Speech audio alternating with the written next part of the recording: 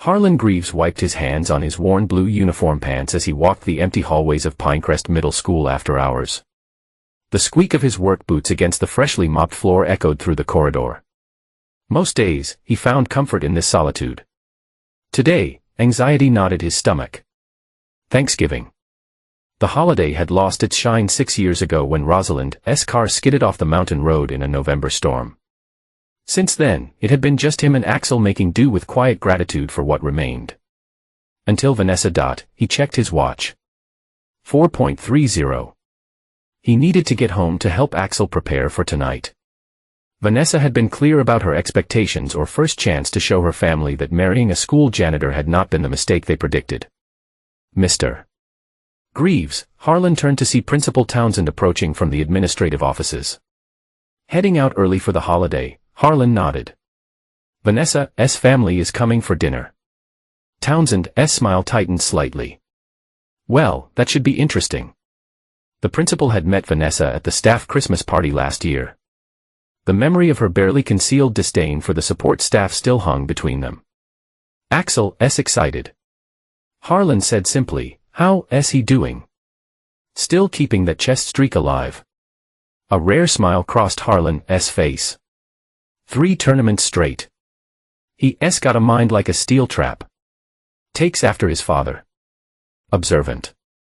Harlan shook his head. Takes after his mother. The words came out softer than intended. An awkward silence followed. The kind that always emerged when Rosalind's ghost appeared in conversation. The drive home took 15 minutes past neighborhoods that grew gradually more modest. Inside their small ranch-style house, Axel sat at the kitchen table, meticulously arranging colored pencils by shade. A stack of drawings lay beside him. At 11, he still had the slight build of a younger child. But his eyes carried a watchfulness that children should not need. "Dad," Axel jumped up. "Look, I made thank you cards for everyone." Harlan examined the carefully drawn cards. Each featured a different Thanksgiving scene, a turkey, a cornucopia, a family gathered around a table. "They good, buddy. Real good." Axel beamed. "I made one for Aunt Tawny with books because Mom said she works at the library and one for Grandma Lorelei with a crown because Mom says she's the queen of the family." Harlan felt his jaw tighten. "Where is your mom?" "Upstairs. She said her family expects things to be just so." Axel mimicked Vanessa's precise tone. From upstairs came the sound of the shower running. Harlan glanced at the kitchen. Vanessa had already started preparations. Vegetables chopped in precise cubes, a turkey brining in a specialist container she ordered online. The good plates stacked ready for use. "Let me see what else you made," Harlan said, pulling up a chair beside his son. Axel eagerly showed him a drawing of a chessboard with pieces arranged in the Sicilian defense. Another showed the family, Harlan tall and square-shouldered. Axel small but smiling, and Vanessa rendered with careful attention to her sleek dark hair and perfect posture. "These are special. Axel, your mom's family will be impressed." The boy's face clouded slightly. "Mom said not to bore everyone with chess talk." Harlan felt that familiar burn in his chest. The one that appeared whenever Vanessa subtly diminished his son's passions. He married her 14 months ago, convinced that Axel needed a mother's influence, that the gap left by Rosalind needed filling. Lately, he begun to question that decision. "Nothing boring about chess," Harlan said firmly. "It's strategy, planning, seeing 10 steps ahead. That's a skill most folks never learn." Vanessa entered the kitchen. Her hair was blow-dried to perfection. Makeup applied with precision. She wore a burgundy dress that probably cost more than Harlan made in a week. "You not changed," she said, eyes narrowing at his uniform. "Just got home. Plenty of time." She checked her watch. "They'll be here in an hour." Mother is always precisely on time. Her gaze shifted to the table. "Axel, clear your art supplies. The dining room needs to be perfect." "Yes, Mom." Axel began gathering his drawings. "And wear the outfit I laid out on your bed," she added. "Not the sweater your father bought you. It looks homemade." It was homemade, knitted by Rosalind during her pregnancy. Harlan felt his fingers curl in a fist, but kept his face neutral. Vanessa had been increasingly critical of anything connected to Rosalind, as though trying to erase all traces of the woman who came before her. "I'll make sure he's ready," Harlan said evenly. "Come on, buddy." As they walked upstairs, Harlan placed a hand on Axel's small shoulder. The boy had grown quiet, sensing the tension. "Your drawings are great," Harlan said. "I'm proud of you." Axel looked up with those solemn eyes that sometimes made him seem decades older. "Dad, will they like me?" The question hit Harlan hard. "Anyone who does not like you is not worth worrying about," he answered. "Remember that." In their bedroom, Harlan found a pressed white shirt and navy slacks Vanessa had laid out. Next to them was a child-size bow tie. He shook his head slightly, imagining how uncomfortable Axel would be. When they returned downstairs, Vanessa was arranging flowers in the center of the dining table. She glanced up, nodding approval at Axel's appearance, but frowning slightly at Harlan's. "Your tie does not match the tablecloth," she said. "It's the only one I have." She sighed. "Well, it's too late now. Axel, come help me finish setting the table." The doorbell rang at exactly 6:00. Vanessa straightened, taking a deep breath. "Remember," she said to Harlan, "my brother is very respected in the education community. And my mother is sensitive about certain topics." "Like what?" "Just follow my lead." She smoothed her dress and went to answer the door. Harlan placed a hand on Axel's shoulder. "Stay close to me tonight, okay?" The boy nodded, clutching his thank you cards and slightly trembling hands. The voices in the entryway grew louder as Vanessa ushered in her family. Harlan stood with Axel in the dining room, watching as they filed in. Silas Dane entered first, tall, thinning hair carefully combed over a bald spot, wearing a sport coat with embroidered crests that screamed community college professor trying to look Ivy League. Behind him came his wife, Tanny, sharp-featured with eagle eyes that immediately began cataloging every detail of the home. Last was Lorelei, Vanessa's mother, a small woman with rigid posture and a perpetual expression of having smelled something unpleasant. "Mother Silas, Tanny, this is my husband Harlan and his son Axel," Vanessa said, voice pitched higher than normal. Silas stepped forward, extending a hand with obvious reluctance. "So the maintenance man, Vanessa mentioned you're very handy." Harlan gripped the offered hand firmly, noting the winds that followed. "Janitor, actually, someone's got to keep the schools running." "Indeed," Silas replied, withdrawing his hand. "I suppose every role has its purpose." Tanny moved to examine a framed photo on the wall. "This house is quaint, very working-class authentic." Lorelei did not bother with pleasantries. "Vanessa, the table looks lovely. You always did have a knack for making the best of situations." Axel stepped forward, holding out his cards. "I made these for everyone." The three visitors stared at the boy as though he were offering them used tissues. After an awkward pause, Tanny took the cards with pinched fingers. "How creative," she said. Harlan felt his son deflate beside him. He placed a protective hand on the boy's shoulder. "Axel's quite the artist. Takes after his mother, Lorelei asked sharply, glancing at Vanessa, his birth mother. Harlan clarified, she was an art teacher. An uncomfortable silence filled the room. Vanessa laughed nervously. "Let's move to the dining room, shall we? Everything's ready." As they walked to the table, Harlan noticed that Silas and Tanny were exchanging looks and suppressed smiles. The hairs on the back of his neck stood up. Something was wrong. "I've prepared all Mother's traditional recipes," Vanessa was saying. "The cornbread stuffing, cranberry relish." "You've gone to such trouble," Tanny interrupted. "But will everyone appreciate it?" Her eyes slid toward Axel. Vanessa's smile faltered for just a moment. "Everyone find your seats. Axel, why do not you go to your place?" Harlan watched as his son walked around the table, looking for his name card.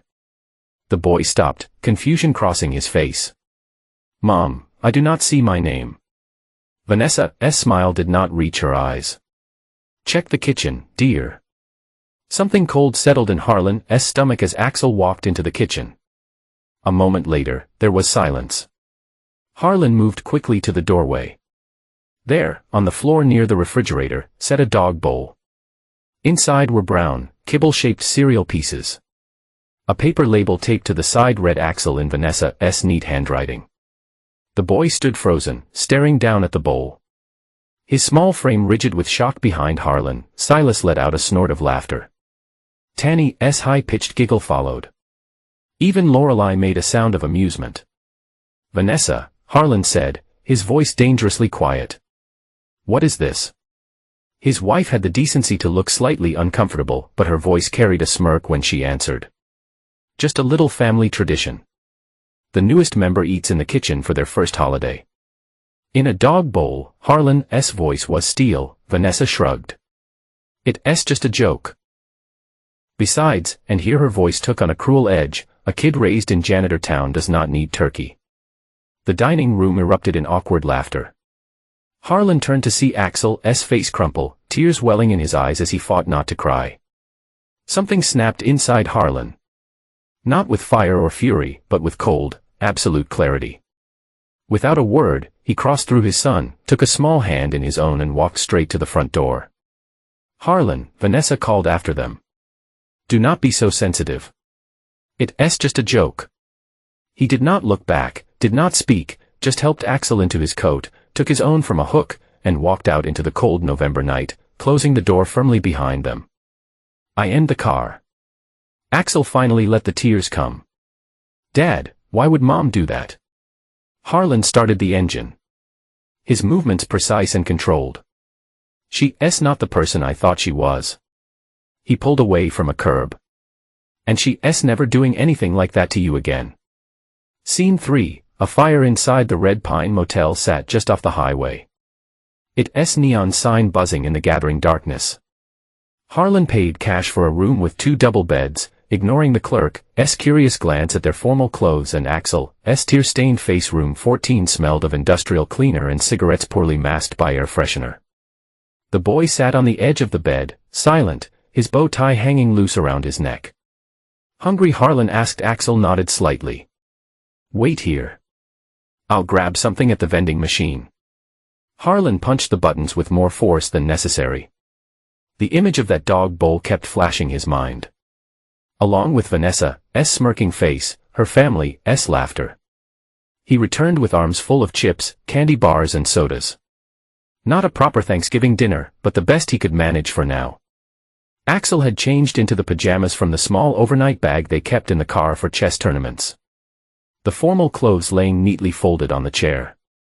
"Dinner is served," Harlan said, dumping the snacks onto the bed between them. "Not exactly turkey, but it's better," Axel said softly. They ate in silence for a while. The TV murmuring in the background that Axel finally asked, "Was it because of me?" Harlan set down his soda. "What do you mean? Did Mom do that because I did something wrong? Because I'm not really your kid?" The question cut through Harlan like a knife. He moved to sit beside his son, putting an arm around the thin shoulders. "Listen to me. You did nothing wrong. But they did. And now they pay for it." "Pay how?" Harlan's jaw tightened. "Things are going to change. Starting tonight." He got up, dug through his wallet and pulled out a crumpled receipt from his overnight bag. He took a spiral notebook he used for keeping track of school maintenance tasks. He sat at the small desk in the corner and began to write. Axel watched him curiously. "What are you doing?" "Making a plan." The words flowed onto the page. Not in anger, but with cold precision. First, immediate steps. Find a temporary place to stay. Gather their important documents. Secure what money they had. Then longer term. Divorce proceedings, custody arrangements, housing options. But Harlan kept writing beyond these practical matters. Ideas formed as his pen moved across the paper. Ideas about respect, about dignity, about building something that would ensure Axel never had to feel like an outsider again. Hours passed. Axel eventually fell asleep, curled on his side with his hand tucked under his cheek. Harlan continued writing, pausing occasionally to check on his son. Around midnight, His phone buzzed with Vanessa's name on the screen. He silenced it without answering. Let her worry. Let her wonder. The time for talking had passed the moment she decided to humiliate his child, but why morning? Harlan had filled 10 pages. It was not just a plan for leaving anymore. It was a blueprint for redefining everything. For building something new from the ashes of what had just burned down. Axel stirred his sunlight filtered through the thin curtains. Are we going home? He asked sleepily. Harlan closed the notebook. Not to that house.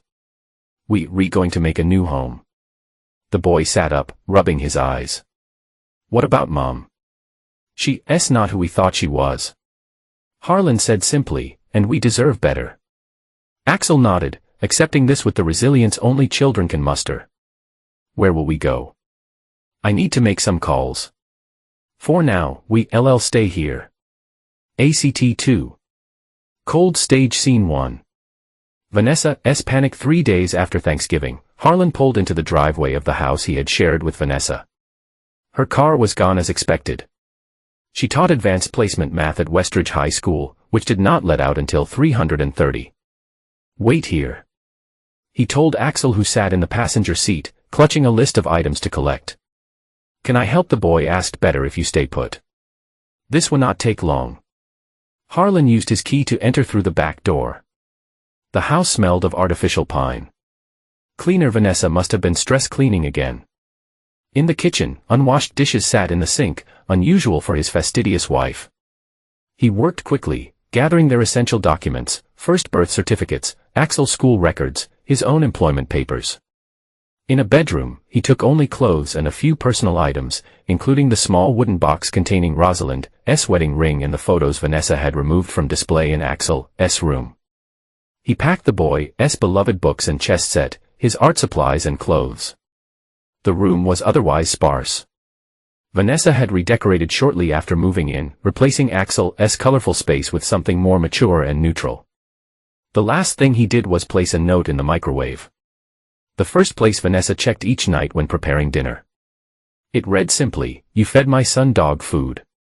I'll make sure you choke on your own pride." No goodbye. No explanation needed beyond that. Did you get everything? Axel asked as Harlan slid back into the driver's seat. Everything that matters.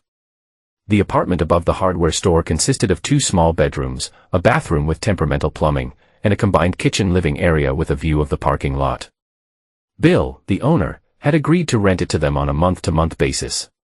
No questions asked. Around 5:30 his phone rang. Vanessa again.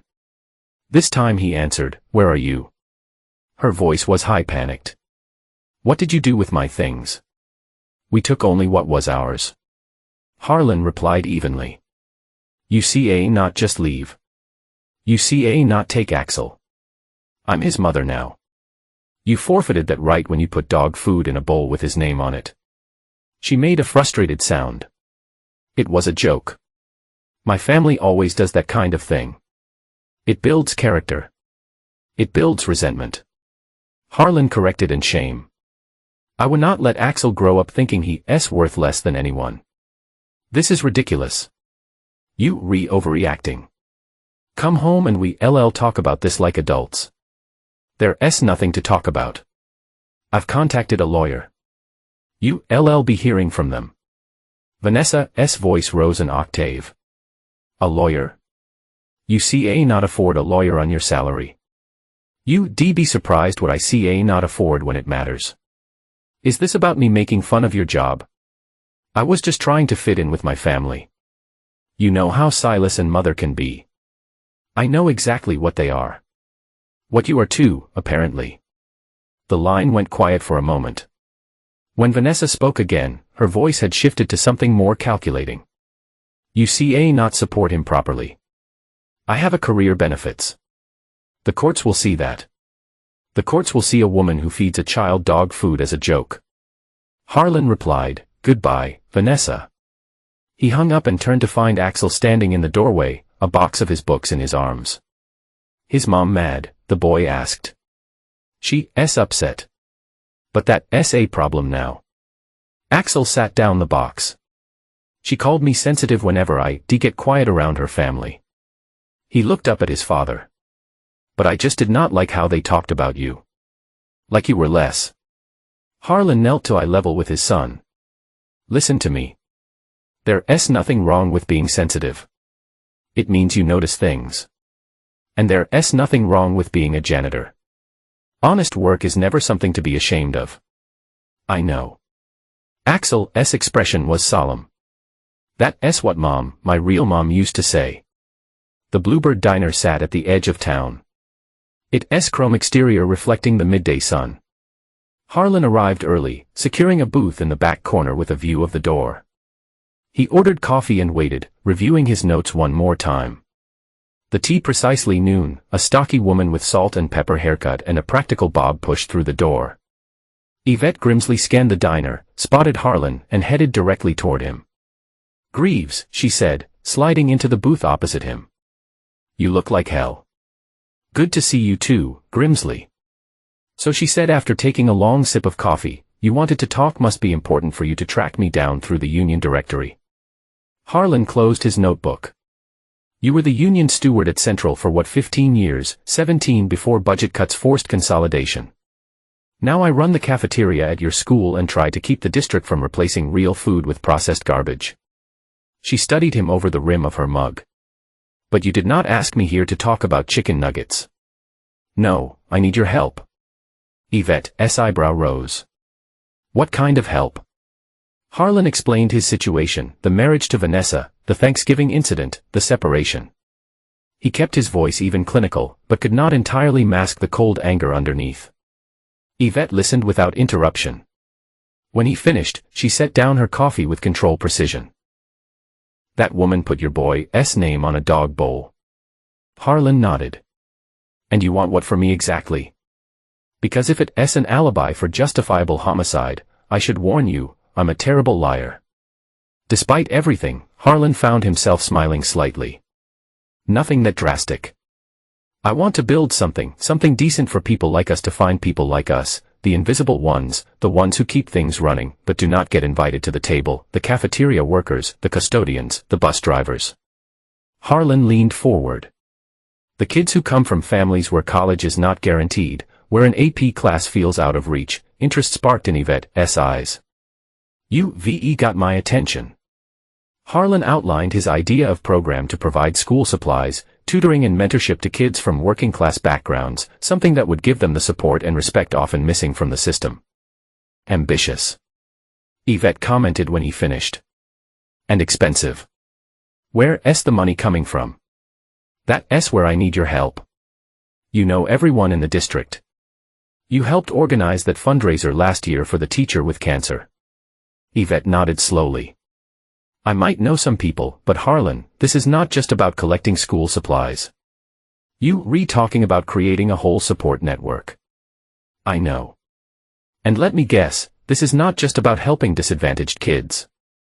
This is about showing your ex-wife and her stuck-up family that you're not just some janitor they can look down on. Harlan met her gaze directly. Does that bother you? Yvette laughed. A short, sharp sound. Hell no. Revenge as a motivation for social good.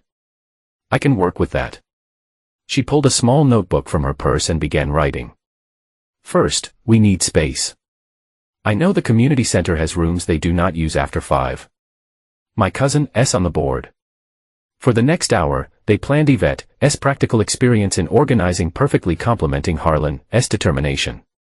By the time they ordered lunch, they had the outline of a program starting small with a school supplies drive, then expanding to tutoring sessions, eventually developing into a comprehensive support system. We should start with the middle school, Yvette said. Get established there, then expand to the high school. That's where the real barriers kick in anyway, when kids start getting tracked for college or not. Axel's school, Harlan noted. Yes. And where your wife's brother is assistant principal, if I remember correctly. Harlan nodded. Silas Dane. He was there that night. Laughing. Then he'd better get used to seeing you around. Yvette said with a grim smile in a whole new capacity. As they were finishing lunch, Yvette asked, what are you calling this thing? Harlan had not thought that far ahead. Does it need a name? Everything needs a name, Greaves. Something people can rally behind. She considered for a moment. How about a seat at the table? The echo of what had been denied his son was not lost on Harlan. Perfect.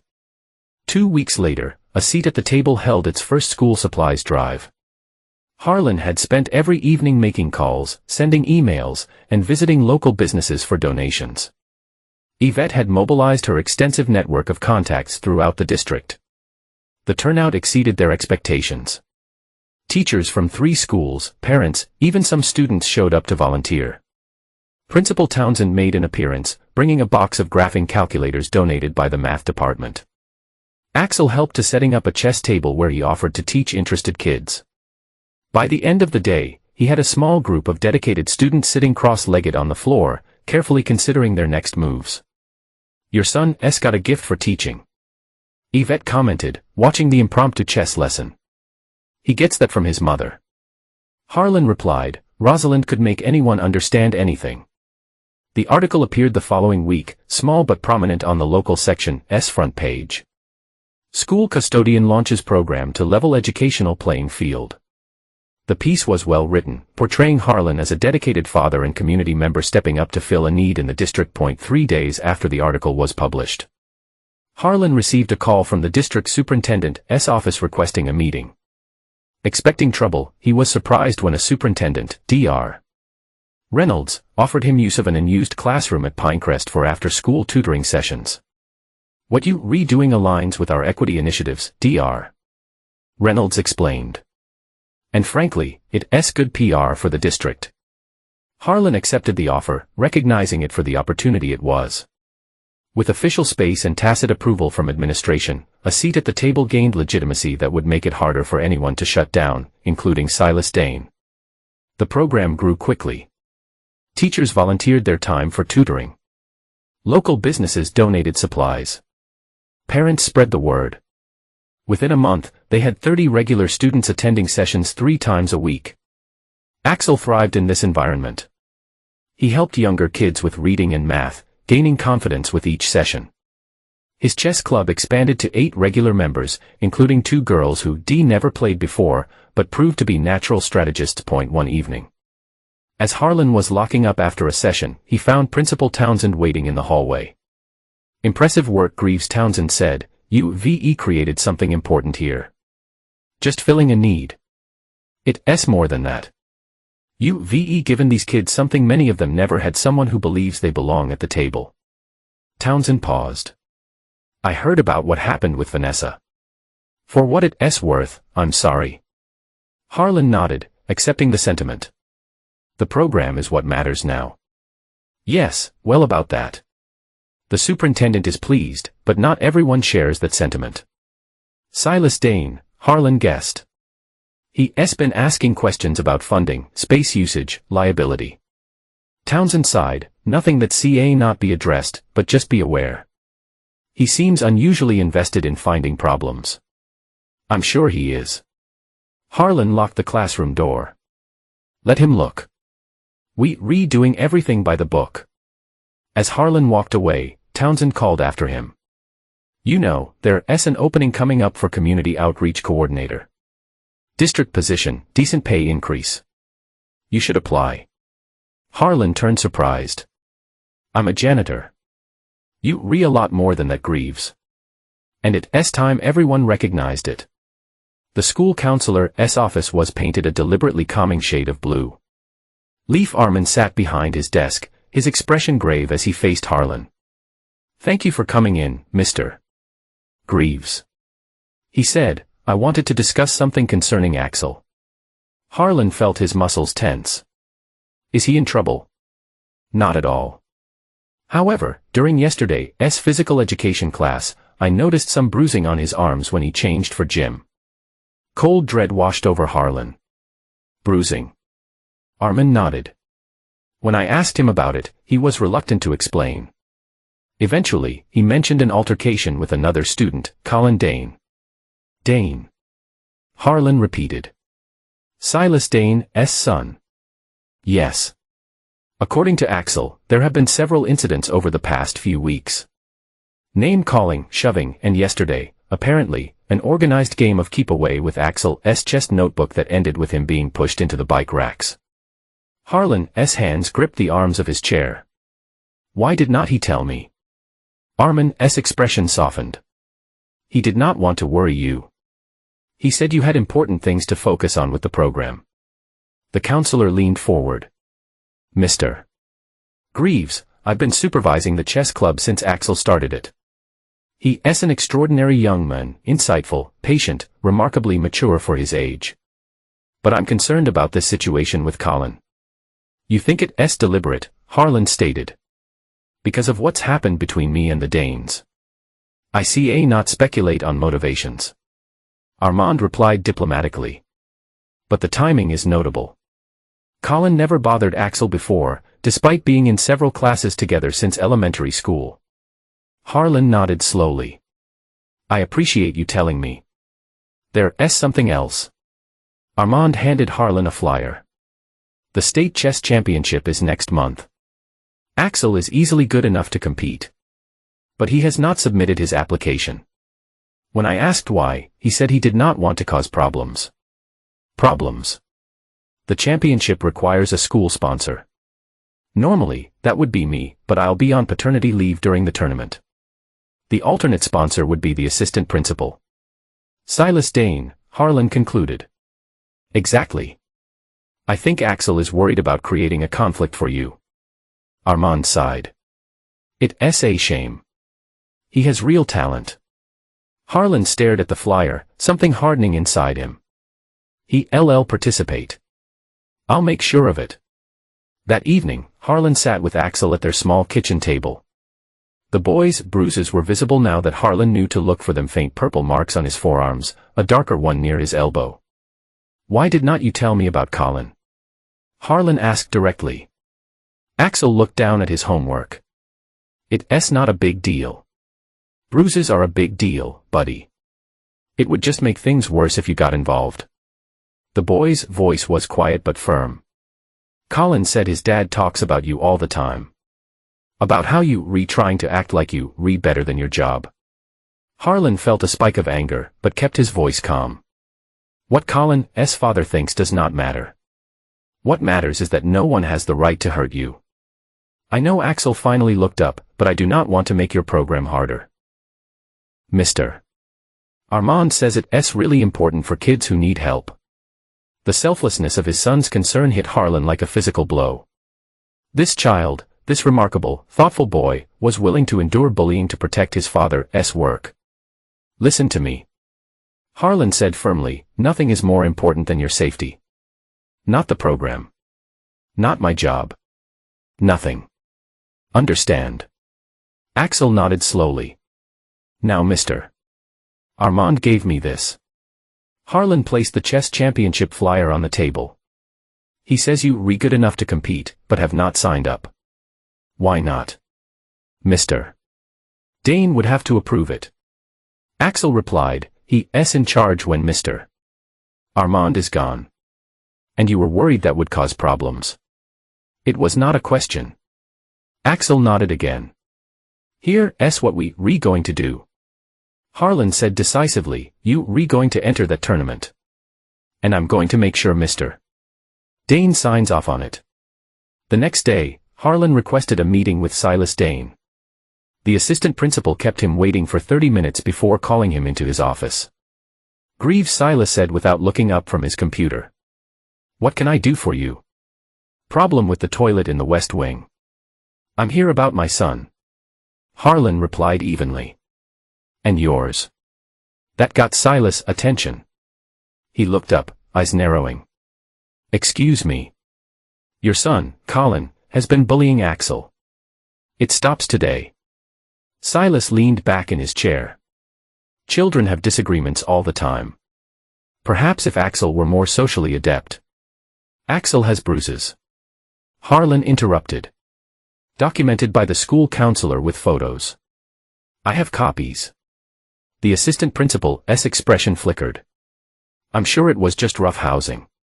Colin told Axel that you talk about me at home. About how I'm trying to act better than my job. Harlan leaned forward slightly. Seems like an odd thing for a child to say without prompting. Silas' face hardened. What exactly are you implying? I'm not implying anything. I'm stating facts. Your son is bullying mine. Apparently with your tacit approval. Harlan placed the chess championship flyer on the desk. Axel needs your signature to participate in this tournament. As acting sponsor while Mr. Armand is on leave. And why would I do that? Silas asked coldly. Because if you do not, the next meeting I have will be with the superintendent, the school board, and possibly a lawyer, discussing why the assistant principal is blocking a qualified student from an educational opportunity while his own son physically harasses that same student. The color drained from Silas' face. Are you threatening me? I'm describing a potential sequence of events. Harlan pushed the flyer closer. Your choice which path we take. For a long moment, they stared at each other, neither willing to back down. Finally, Silas picked up a pen and signed the form with a sharp, angry motion. This does not change anything, he said, sliding the paper back across the desk. You wrong. Harlan replied, taking the signed form. This changes everything. As he turned to leave, Silas called after him. You know, for someone who claims to be all about fairness, you awfully quick to use your son as a weapon. Harlan paused at the door. I'm not using my son as a weapon. I'm protecting him and every other kid who deserves better than what people like you think they worth. That night, Harlan sat at his desk after Axel had gone to bed. The signed tournament form laid before him a small victory in what was becoming a larger campaign. But Silas' parting shot had hit home. Was he using his son and his quest for justice? He opened his laptop and began a search. Within an hour, he had located and downloaded dozens of public records, school board meeting minutes, budget allocations, facilities reports. He created a spreadsheet meticulously documenting discrepancies he found in funding for programs Silas oversaw. This was not just about Axel anymore, or even about the dog bowl incident. This was about a system that allowed people like Silas and Vanessa to determine who deserved respect and opportunity based on arbitrary measures of status. That DBY morning, Harlan had compiled enough evidence to raise serious questions about Silas' management of after-school program funds. Nothing definitive, but enough to warrant further investigation if presented to the right people in the right way. The community center buzzed with activity. 6 months after its inception, a seat at the table had expanded to 3 locations across the district, serving over 100 students weekly. Today was their showcase event, an open house for parents, educators, and community members to see the program in action. Harlan moved through the crowded room, answering questions, directing visitors, ensuring everything ran smoothly. He wore a button-down shirt and tie instead of his usual work uniform, a conscious choice to present himself as the program director rather than the janitor. Mr. Greaves, a local reporter approached, notepad in hand. Mind if I ask you a few questions for our feature? This was the 3rd media request in as many weeks. The program's success had begun to attract attention beyond the district, particularly after several students showed marked improvement in their standardized test scores. Your program has grown impressively in just 6 months, the reporter began. What do you attribute that success to? Community need, Harlan answered simply. We refilling a gap that existed for years. These kids are not lacking ability, they lacking resources and advocates. And you developed this concept while working as a school custodian. I still am the custodian at Pinecrest. Harlan corrected. This program runs during my off hours. The reporter looked surprised. That's quite a commitment. What motivated you to take this on? Harlan was saved from answering by Yvette's arrival. Sorry to interrupt, she said briskly. But the school board members just arrived. They asking for you specifically. Across the room, Harlan spotted a familiar figure. Silas Dane had entered the community center and was speaking with a reporter who had interviewed Harlan earlier. Even from a distance, Harlan could read the tension in Silas' posture. The forced smile that did not reach his eyes. Excuse me for one moment. Harlan said to the board members, Yvette can show you our technology center. I'll join you shortly. He made his way across the room, arriving just as Silas finished speaking with the reporter. Dane, Harlan greeted him neutrally. Did not expect to see you here. Silas' smile was razor thin. Just checking on the program that's been draining resources from official district initiatives. Nothing's being drained. We operate on donations and volunteer hours. For now, Silas glanced toward the board members. I see you reworking your way up the ladder. Quite the ambitious janitor.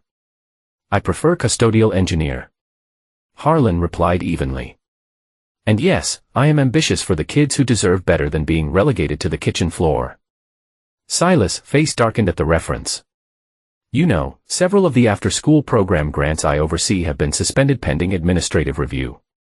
Funny how that happened, right after you started poking around in public records. Public information is just that, public. If reviewing that information led to questions about fund allocation, that's hardly my fault. Do not play innocent, Silas hissed, dropping the pretense of civility. You've been systematically undermining me for months.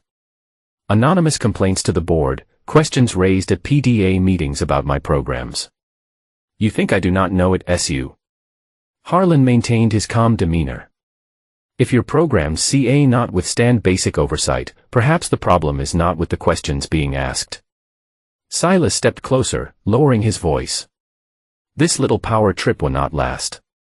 People like you do not belong in administration. You belong behind a mop. Are you done? Harlan asked quietly, because your nephew is watching. Silas turned to see Axel standing nearby. His expression a mixture of concern and defiance. Ah, the chest prodigy, Silas said with exaggerated sweetness. Enjoying your moment of fame. Do not get too comfortable. These things are fleeting for certain types of families. Dad, Axel called, ignoring Silas. A mess. Grimsley needs you in the computer lab. They want to see my app. As they walked away, Axel whispered, MS. Grimsley does not really need you. I just wanted to get you away from him. Harlan smiled, resting a hand on his son's shoulder. Smart move. You getting good at strategy off the chessboard too. The remainder of the showcase proceeded without incident. The board members were impressed with the program, particularly Axel's homework tracking application, which had been downloaded by over 50 students since its launch.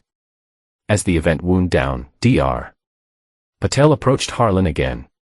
I hope you seriously consider the position, Mr. Greaves.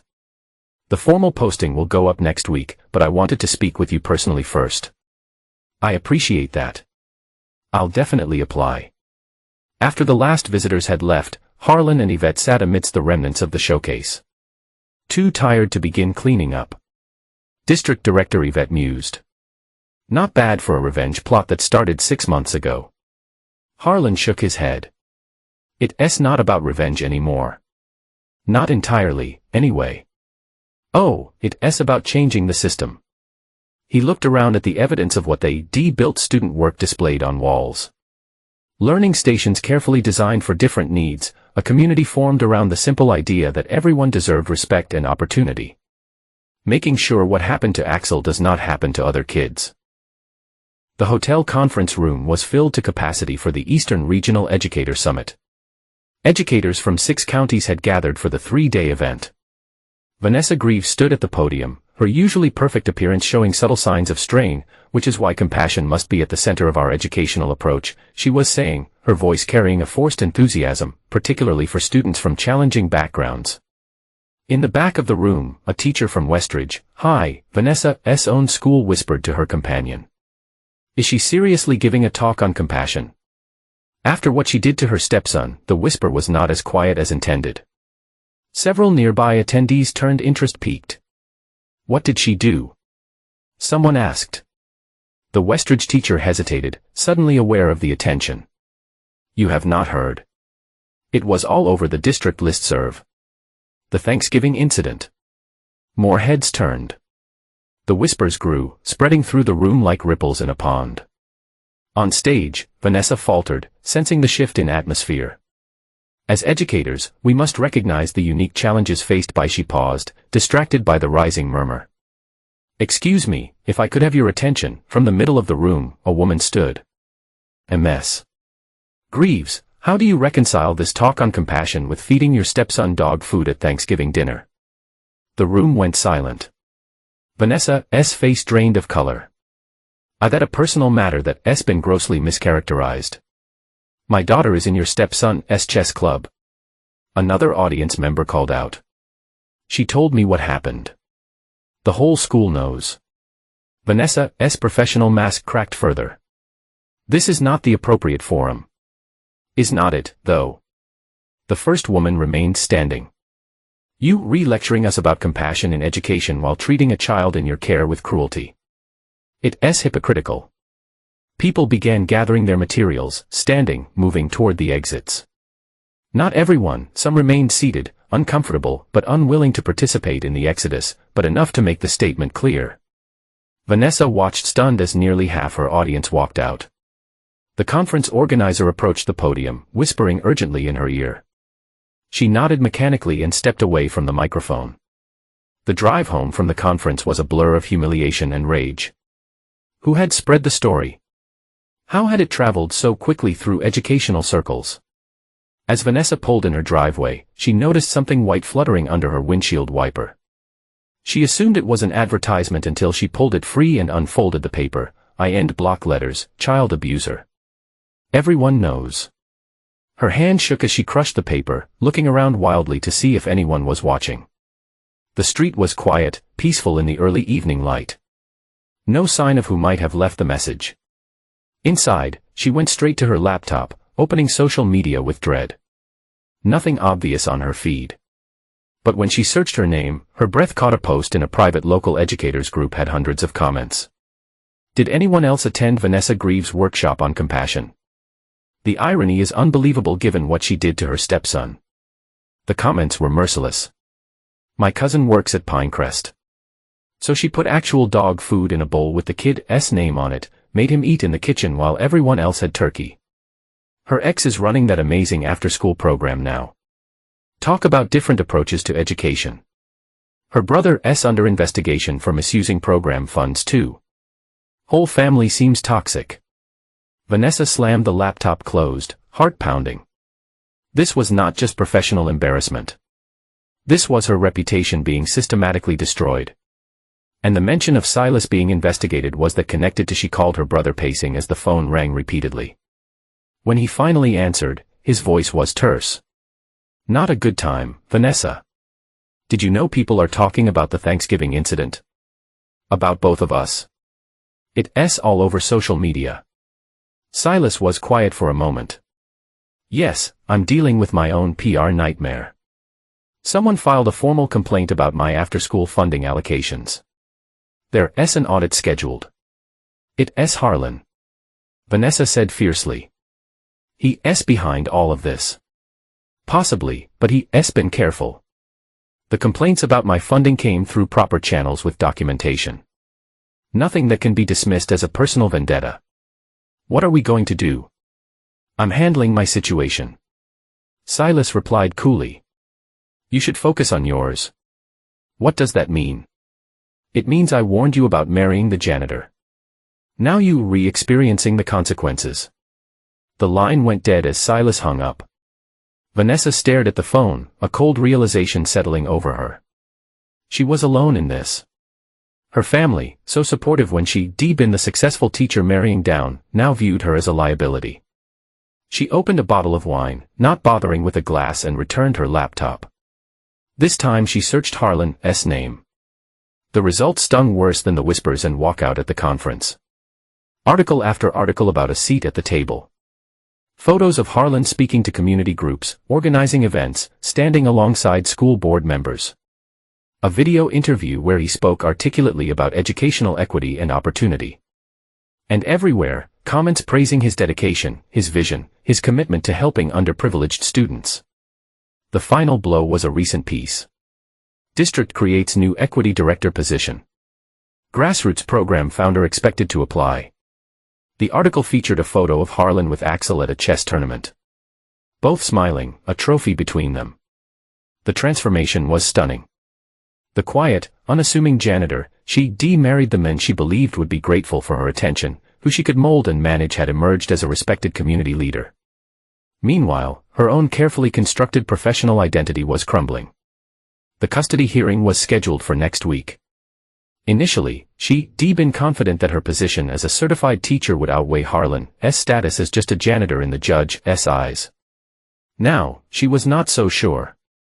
Scene 6, Custody Showdown. The family court waiting area was a study in controlled anxiety. Parents, children, and attorneys moved through the space with tense purpose, voices hushed, expressions guarded. Harlan sat on a bench against the wall, Axel beside him.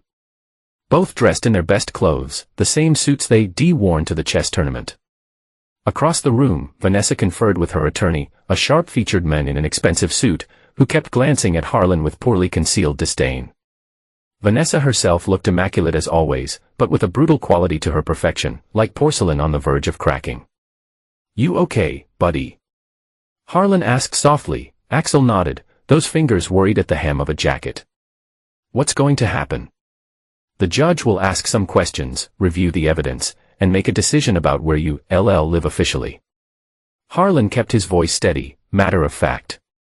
"No matter what happens, nothing changes between us. You understand that, right?" "Yes." Axel's eyes drifted toward Vanessa. "Well, I have to talk to her." "Maybe." "If the judge asks you to," Harlan placed a hand on his son's shoulder. "Just tell the truth. That's all anyone can ask of you." Their attorney, Sandra Powell, approached with a folder tucked under her arm. She was a no-nonsense woman in her 50s who specialized in family law and had agreed to take their case at a reduced rate after hearing the full story. "They running about 20 minutes behind," she reported. "Judge Hawkins is thorough, which works in our favor. He'll take the time to review all our evidence." Harlan nodded. "Have you seen her filing?" "What's her strategy?" "Standard approach for a professional parent versus a blue-collar one. She's emphasizing her credentials as an educator, her financial stability, her ability to provide educational advantages." Powell's mouth thinned. "No direct mention of the Thanksgiving incident, of course, but she does not deny it. Not explicitly. She characterizes it as a misunderstood family tradition that you weaponized against her." Powell glanced at Axel, then lowered her voice. "She's also making some implications about your recent community involvement, suggesting it's more about building a case against her than genuine interest in education." Harlan felt Axel tense beside him. "It's okay," he assured the boy. "We have the truth on our side, and video evidence," Powell added, "which is why I'm confident. Speaking of which, is the young lady coming?" "She should be here soon." Her mother was bringing her directly from school, as if summoned by the words. A teenage girl entered the waiting area with a woman who was clearly her mother, both with the same auburn hair and cautious expressions. Harlan recognized her from Thanksgiving Tawny's daughter, Maddie. "Mr. Greaves," the girl approached hesitantly. "I brought the video like you asked." "Thank you, Maddie." Harlan introduced her to Powell, who led her to a quiet corner to review the footage once more before the hearing. Across the room, Vanessa had noticed the new arrivals. Her face paled as she urgently whispered to her attorney, who looked increasingly concerned. "Dad," Axel said quietly, "why does Mom look scared?" Harlan considered his answer carefully. She's just now realizing that actions have consequences." The bailiff appeared at the courtroom door, calling their case number. As they rose to enter, Yvette arrived, slightly breathless from rushing. "Sorry, school lunch crisis," she explained, straightening her blazer. "Did I miss anything?" "Just starting." Harlan replied, "Thank for coming. Would not miss it. Someone's got to be here to celebrate with you after." The courtroom was smaller than Harlan had imagined. The judge's bench less imposing. Judge Hawkins was a balding man with reading glasses perched on his nose, reviewing a file as they all took their places, Harlan and his team on one side, Vanessa and her attorney on the other. The proceedings began with formalities: case number, parties present, purpose of the hearing. Then each attorney made opening statements. Vanessa's counsel spoke first, painting a picture of a dedicated educator who had married a man with a young son, only to have the relationship deteriorate when her attempts to instill structure and academic rigor in the child's life were resisted. Powell's statement was concise and devastating. "Your Honor, This case centers on one central question. Is a woman who feeds her stepson dog food as a joke fit to share custody of that child? We contend she is not. And we have brought evidence demonstrating not only this specific incident of cruelty, but a pattern of behavior that has caused my client's son's significant emotional distress. Judge Hawkins' expression remained neutral, but his eyes sharpened. That's a serious allegation, counselor. I presume you have documentation. We do, Your Honor. First, we have video evidence of the Thanksgiving incident itself, recorded by a minor who was present. We also have written testimony from the child's school counselor documenting subsequent emotional impacts and statements from several educators who have worked with both the child and Ms. Greaves. Vanessa's attorney rose quickly. Your Honor, any video would have been taken without my client's knowledge or consent. It was taken by a 13-year-old girl during a family dinner. Mr. Rutledge, Powell, interjected, not as part of an elaborate sting operation. Unless your client posts no recording signs in her dining room. I believe the evidence is admissible. Judge Hawkins nodded. I'll review the video. Let's proceed with witness testimony first. Leif Armand took the stand, describing his observations of Axel in the months before and after the Thanksgiving incident. He's an exceptionally bright, thoughtful child who suddenly became withdrawn, anxious about making mistakes. When I asked what was wrong, he eventually told me about being served dog food at the family Thanksgiving while everyone else ate turkey and your professional assessment of the impact. Powell asked, significant psychological distress. Armand replied without hesitation, made worse by the fact that his stepmother, whom he was trying to build a relationship with, was the one who orchestrated the humiliation. When Vanessa took the stand, her composure showed cracks. She admitted the dog bowl incident, but insisted it was a family tradition meant to teach humility and that Harlan had overreacted dramatically. So you believe serving a child dog food while everyone else eats a traditional meal is appropriate? Powell asked during cross-examination. It was not actual dog food. Vanessa protested. It was cereal shaped like kibble. A joke. A joke the 11-year-old child did not find funny. A joke that left him in tears. He's always been oversensitive. I was trying to toughen him up. Powell's expression hardened. Ms. Greaves, can you explain why? In your text messages to my client after he left with his son, you refer to Axel as the janitor's kid and suggested he belonged on the floor anyway. Vanessa's face flushed. I was upset. He had just walked out of the dinner. I'd spend days preparing because you serve his son dog food in a pet bowl. Powell reminded her, Your Honor, I'd like to play the video evidence now. The footage recorded on Maddie's phone, apparently without the adults noticing, was brief but damning. It captured the moment Axel discovered the dog bowl, his confusion turning to hurt and Vanessa's cruel comment about Janitor Town. Most devastating was the laughter from the adults as the boy fought back tears. When the video ended, the courtroom was silent. Judge Hawkins removed his glasses, rubbing the bridge of his nose. I've seen enough, he said finally. Mr. Greaves, would you take the stand please? Harlan moved to the witness box, acutely aware of Axel watching him, of Vanessa's glare burning into his back. Mr. Greaves, the judge began, you re-seeking sole custody with Ms. Greaves, granted only supervised visitation.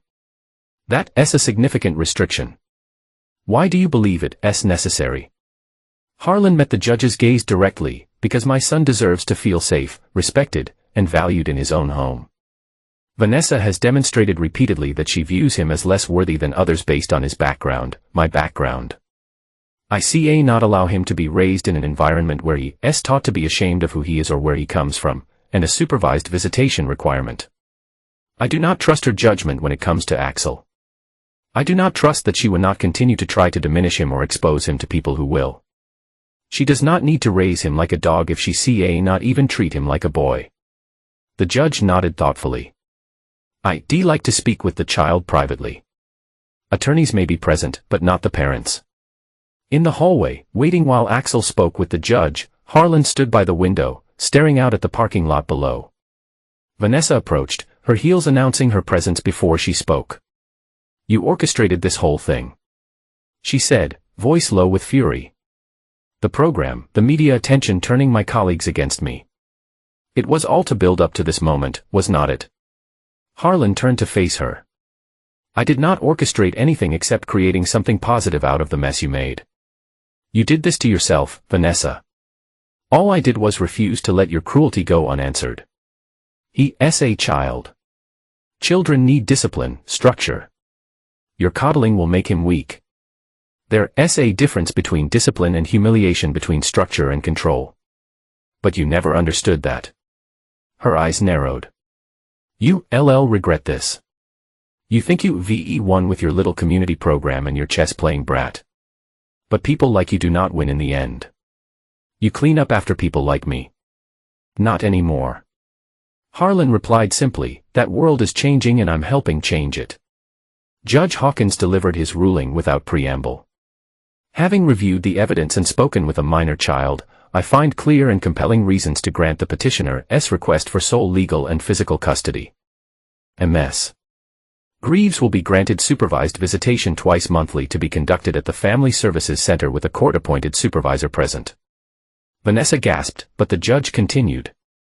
This arrangement will be reviewed in 6 months, at which time Ms. Greaves may petition for adjustment if she can demonstrate improved understanding of appropriate parental behavior, preferably through completion of court-approved parenting classes. In a courthouse parking lot, Harlan knelt to eye level with his son. You okay? Axel nodded. The judge was nice. He said I was very articulate. That you are. Harlan smiled.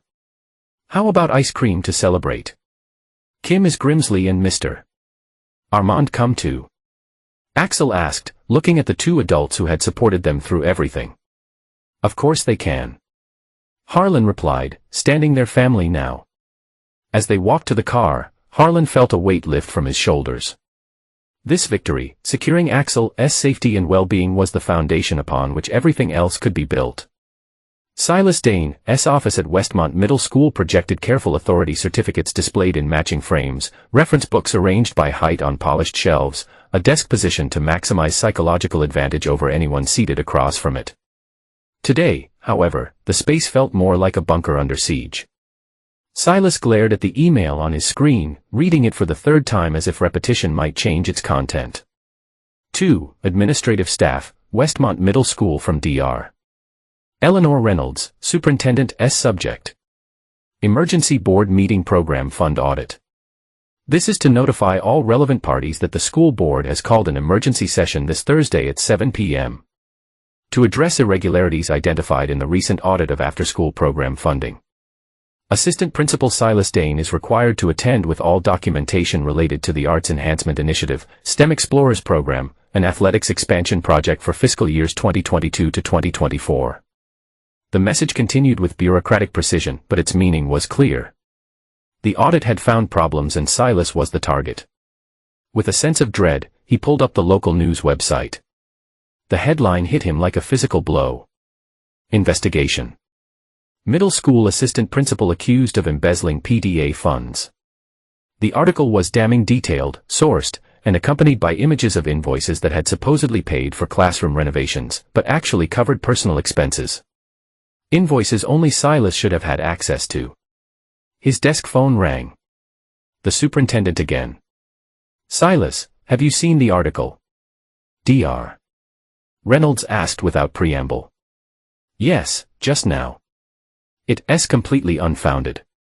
A teacher has come forward confirming the fake invoices, Silas, and we have a parent ready to testify that you solicited a kickback from a vendor contracted for the science lab updates. Her voice was ice. The board is convening an emergency session this afternoon. You resuspended effective immediately pending investigation. This is outrageous. I've given 12 years to this district. Save it for the board, Silas. Security will escort you to clean out your office in 30 minutes. The line went dead. Silas sat frozen. His carefully constructed world collapsing around him. His phone buzzed again. Vanessa still demanding contact. He ignored it, focusing instead on the more pressing question. How had this happened? Who had access to those invoices? That information. The answer formed in his mind with crystal clarity. Harlan Greaves. The janitor who was not just a janitor anymore. The man who had methodically dismantled his sister's marriage and was now completing his revenge by destroying Silas's career. But how? How had a school custodian orchestrated such a comprehensive takedown? The answer came in a flash of memory. Harlan at the district records office months ago, requesting public documents under the Freedom of Information Act. Silas had dismissed it then as harmless busy work, never imagining the man would understand what he was looking at, much less know how to use it as he packed his belongings. A commotion arose in the hallway. Curious, he opened his door to see a cluster of parents gathered outside the main office. Signs in their hands declared "In no corruption in our schools and return our PTA money." Among them he spotted Harlan Greaves, not participating in the protest but standing slightly apart observing. Their eyes met across the distance and Silas expected to see triumph or gloating. Instead, Harlan's expression held something worse. Calm satisfaction. The look of a man who knew justice was being served. The school board meeting that evening was a formality. Evidence of Silas's financial improprieties was presented, clear, documented, irrefutable. His attempts to explain were met with skepticism at best, open hostility at worst. The decision was unanimous. Termination for cause, with the district reserving the right to pursue legal action for recovery of misappropriated funds. As he left the board meeting, a reporter approached with microphone extended. "Mr. Dane, how do you respond to allegations that you systematically diverted funds meant for student programs to personal use?" Silas pushed past without answering, but froze when he heard the reporter's next question directed at someone else. "Mr. Greaves, as the newly appointed Director of Equity Initiatives, what's your response to tonight's decision?" Harlan's voice was measured without a trace of gloating. The district made the only appropriate choice given the evidence. What matters now is rebuilding trust with parents and ensuring that resources meant for students actually reach them. Silas turned, unable to stop himself from confronting the architect of his downfall. "Proud of yourself, Greaves? Destroying careers to avenge your wounded pride?" Harlan met his gaze steadily. "This is not about pride, Dane. It's about accountability. You stole from children who had nothing, used money meant for their education to renovate your kitchen." His voice remained level, but carried an undercurrent of steel. "Did you think no one would notice? Or did you just believe no one like me would be in a position to do anything about it?" The community center bustled with activity as volunteers put finishing touches on the Thanksgiving preparations.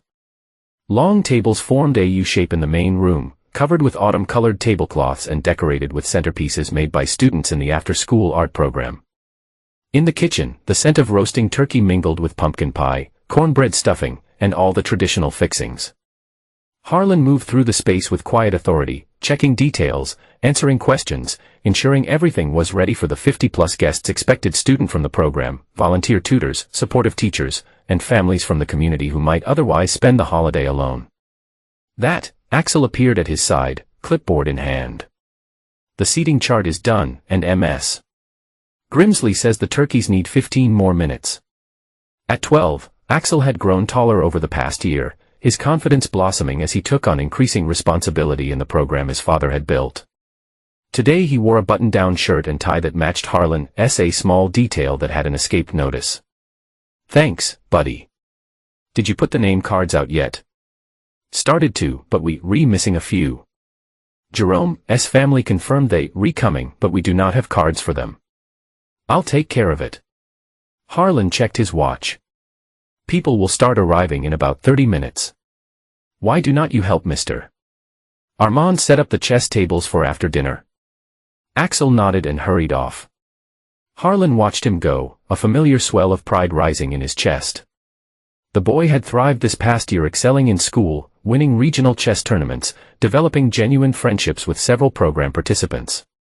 The shadows left by Vanessa's cruelty had largely faded, replaced by the confidence that came for being valued and respected. In the small office off the main room, Harlan found blank name cards and a marker. As he prepared the additional settings, Yvette appeared in the doorway. "Everything's on schedule in the kitchen," she reported. The high school culinary students are doing an amazing job. Thanks for organizing that. Having them prepare the meal was inspired, gives them practical experience and community service hours for their college applications. Yvette said with a shrug, win. How many total confirmations do we have now? 58. Yvette consulted her tablet, including Dr. Reynolds and 3 school board members. Harlan nodded, unsurprised. In the years since his appointment as Director of Equity Initiatives, a seat at the table had grown from a grassroots program to a district-wide initiative, attracting attention from education officials across the state. What had begun as a response to cruelty had evolved into something far more significant, a model for institutional change. Yvette was silent for a moment, then added casually, also there's someone waiting to see you in the front lobby. Says she's family. Harlan looked up sharply. Vanessa. No, thank God. Says her name is Beatrice Cooper. Mentioned she was Rosalind's sister. The name hit Harlan like an electrical current. Rosalind's sister? That's impossible. Rosalind did not have siblings. While this woman seems pretty convinced otherwise. Ask for you by name. Curious and wary. Harlan made his way to the lobby.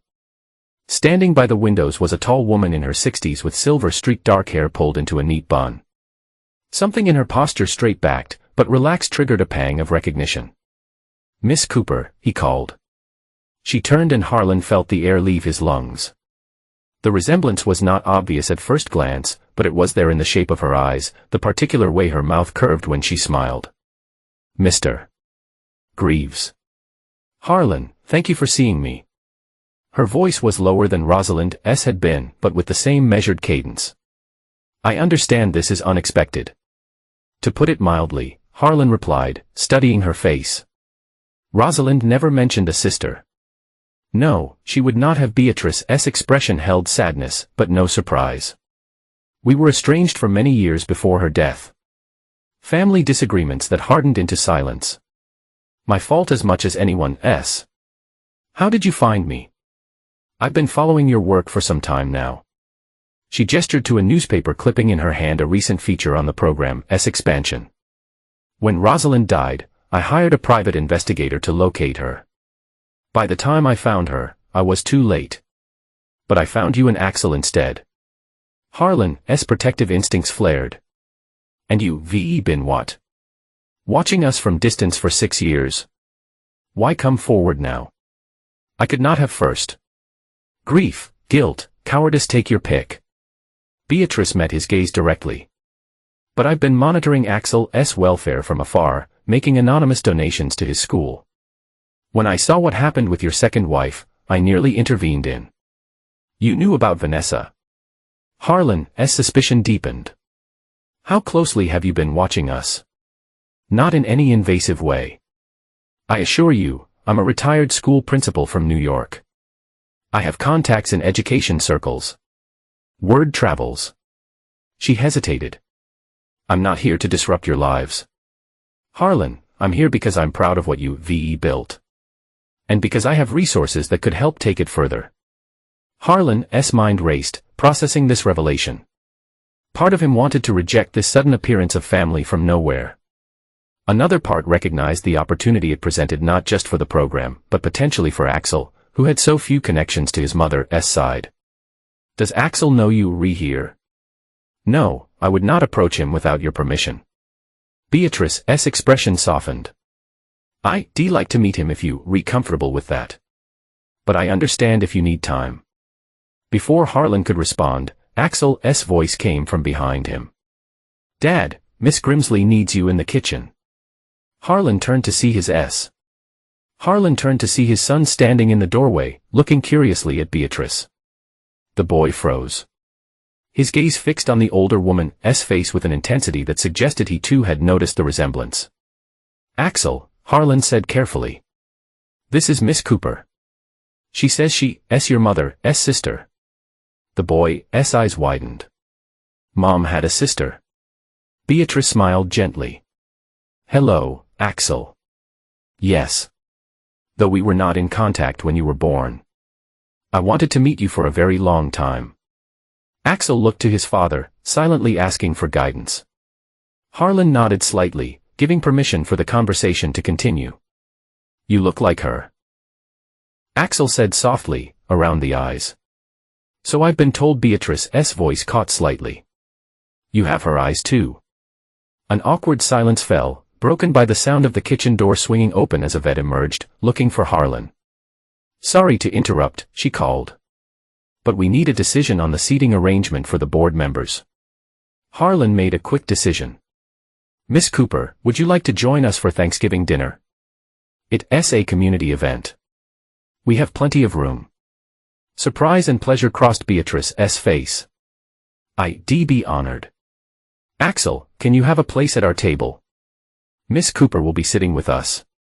The boy nodded and hurried off, casting one more curious glance at his newfound aunt. Harlan turned to Beatrice. After dinner, we can talk more about your connection to Rosalind and your interest in the program. For now, let's just focus on the holiday. After dinner, as people mingled and moved to various activity stations set up around the center, chess tables, art projects, conversation areas, Beatrice approached Harlan with a folder she'd retrieved from her car. I mentioned resources earlier, she said, opening the folder to reveal legal documents. My sister and I did not speak for years, but when our parents died, they left everything to be split between us. I've never touched Rosalind's portion. It's been gathering interest, waiting for the right purpose. She handed him a document of bank statements showing a substantial sum. Additionally, I recently received an inheritance from my late husband's family. Having no children of my own, I've been looking for a meaningful way to use it. Harlan studied the figures, stunned by the implications. This is substantial enough to establish the Grieve Center for Learning Dignity. Beatrice said, a permanent home for your program with staff, equipment and scholarship for the students you helping completely endowed. So it would not depend on yearly fundraising or district budget fluctuations. Harlan looked up from the paper, speechless. The amount would not only secure the program's future, but expand it beyond anything he imagined possible. Why? He finally asked. You do not know me. You've never met Axel until today. Beatrice's expression softened. I told you I've been watching. Not in a concerning way. She added quickly, seeing his expression through professional connections, community networks. I've attended 3 of Axel's chess tournaments, sitting quietly in the back. I've read every article about your program. I've spoken with educators who worked with you. She sighed deeply. Rosalind and I had a falling out when she decided to become a teacher instead of joining the family business. Our parents were rigid about expectations. I sided with them to my eternal regret. By the time I realized my mistake, pride kept me from reaching out. Then she met you. And I thought perhaps she found her path without needing me. Harlan remembered how little Rosalind had spoken of her family, how she always changed the subject when asked about her childhood. After she died, Beatrice continued, I tried to find you both, but you moved. When I finally located you, you were remarried. I did not want to disrupt what seemed like a fresh start. And then I heard about what happened last Thanksgiving. Her expression hardened.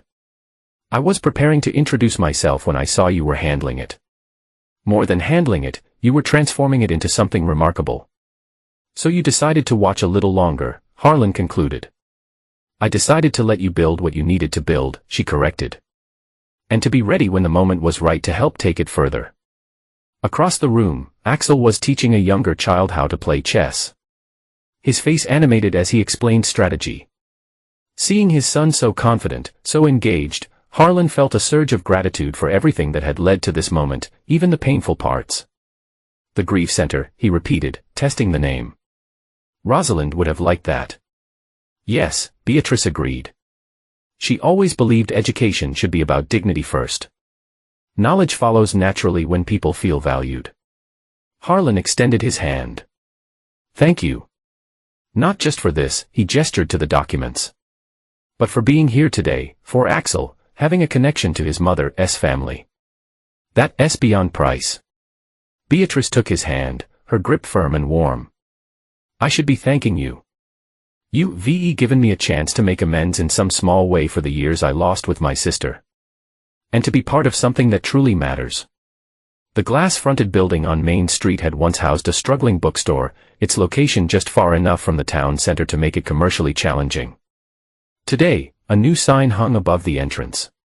The Grieve Center for Learning Dignity, with a tagline, "Every child deserves a seat at the table." Inside, workers were putting final touches on the renovations, installing computer stations, arranging flexible seating areas, stocking bookshelves with educational resources. The space had been transformed into a warm, welcoming environment that would serve as the permanent home for the program Harlan had built from the ground up. The day of the Thanksgiving celebration arrived crisp and clear. The center was filled to capacity with over 100 guests gathered for the community meal. Tables have been arranged in a giant U-shape throughout the main space, allowing everyone to see and interact with each other as dinner time approached. Axel called for everyone's attention, standing at the center of the U-shaped table arrangement. "Thank you all for coming," he began, his voice clear and steady. "Before we eat, I wanted to share something. Last Thanksgiving was difficult for my dad and me. We found ourselves without a place at the table." A hush fell over the room. Most people knew parts of the story, but few had heard Axel speak of it directly. "That night, Dad told me that things would change, that we would build something new. At the time, I did not really understand what he meant." Axel gestured to the space around them. "This is what he meant, not just a building or a program, but a community where everyone belongs. Where no one gets fed from a dog bowl in the kitchen." A few gasps came from those who had not heard that particular detail. Harlan felt a momentary twinge, wondering if the memory still hurt his son. But Axel's expression showed no pain, only a calm certainty. "Today, I'd like us all to remember that belonging is not automatic. It takes work. It takes people who care enough to build the table, not just sit at it." With that, he picked up a serving bowl of mashed potatoes and began moving around the table, serving others before himself.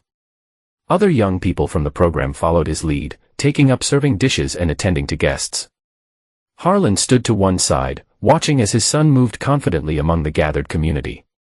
When Axel approached Beatrice with the potatoes, she placed a hand briefly over his, saying something that made him smile. The family resemblance between them was striking in that moment, not in physical features, but in the particular quality of warmth they both projected. After everyone had been served, Axel returned to his place beside Harlan. He tapped his water glass gently with a spoon, calling for attention once more. "Last year, I had no seat," he said simply. "Now, I help build the table. I hope everyone enjoys the meal and knows they will always have a place here." Applause rippled through the room, followed by the comfortable sounds of a community gathering conversation, laughter, the clinking of utensils against plates. Axel looked up at his father, seeking approval. Harlan, who so rarely displayed emotion openly, felt something shift inside him. The tight control he had maintained for so long through Rosalind's death, through the struggles with Vanessa, through the building of the program eased slightly, allowing a genuine smile to spread across his face. That it was not just pride he felt, though there was plenty of that. It was something rarer. Peace. The knowledge that whatever happened from this point forward, they had already succeeded in the thing that mattered most. They had built something meaningful from pain. They had created space for others where once they had been excluded. "You did good, buddy," he said quietly to his son, "real good." Around them, the community they had built continued to grow. One conversation, one connection, one shared meal at a time. At the far end of the table, the polished dog bowl sat filled with gourmet cookies, no longer a symbol of humiliation, but a reminder of how far they had come. How a single cruel act intended to diminish had instead sparked a movement based on dignity and inclusion that Harlan's smile deepened as he took in the scene. This was victory, not of revenge, but of transformation. Not just a seat at the table, but the building of a better table altogether.